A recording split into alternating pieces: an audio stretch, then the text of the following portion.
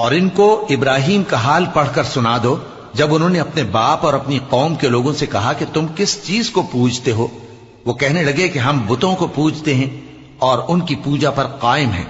इब्राहिम ने कहा कि जब तुम इनको पुकारते हो तो क्या ये तुम्हारी आवाज सुनते हैं या तुम्हें कुछ फायदा दे सकते या नुकसान पहुंचा सकते हैं?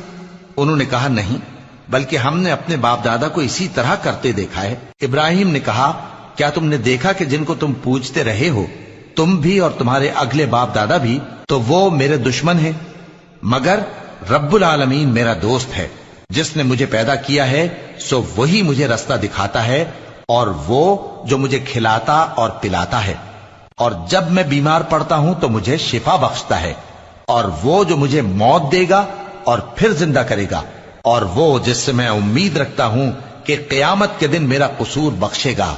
ए परवरदिगार, मुझे इल्म दानिश अता फरमा और नेकूकारों में शामिल फरमा, और बाद वाले लोगों में मेरा जिक्र नेक बाकी रखियो, और मुझे नेमत की बहिश्त के वारिसों में शामिल कीजो, और मेरे बाप को बख्श दे कि वो गुमराहों में से है, और जिस दिन लोग उठा खड़े किए जाएंगे मुझे रुसवा न कीजो, जिस दिन न माल ही कुछ फायदा दे सकेगा और न बेटे।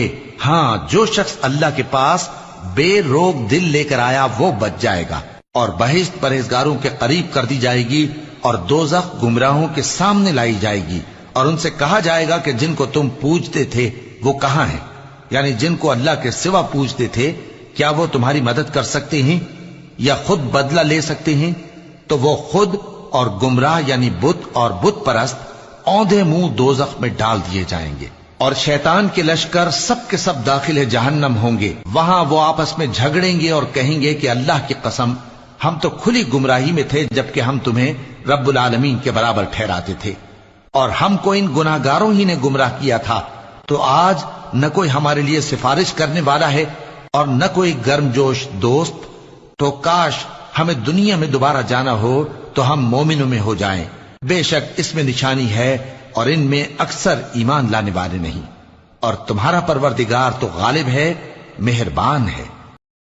और तुम्हारे लिए चौपायों में भी मकाम इबरत गौर है कि उनके पेटों में जो गोबर और लहू है उसके दरमियान से निकालकर हम तुमको खालिस दूध पिलाते हैं जो पीने वालों के लिए खुशगवार है, और खजूर और अंगूर के मेवों से भी तुम पीने की चीजें तैयार करते हो कि उनसे शराब बनाते हो और उम्दा रिज्क खाते हो। जो लोग समझ रखते हैं उनके लिए इन चीजों में निशानी है।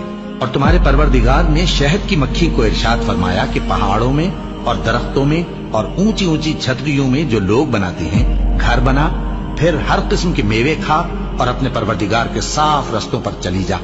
उसके पेट से पीने की चीज निकलती है जिसके मुख्तलिफ रंग होते हैं, उसमें लोगों के लिए शिफा है। बेशक सोचने वालों के लिए इसमें भी निशानी है।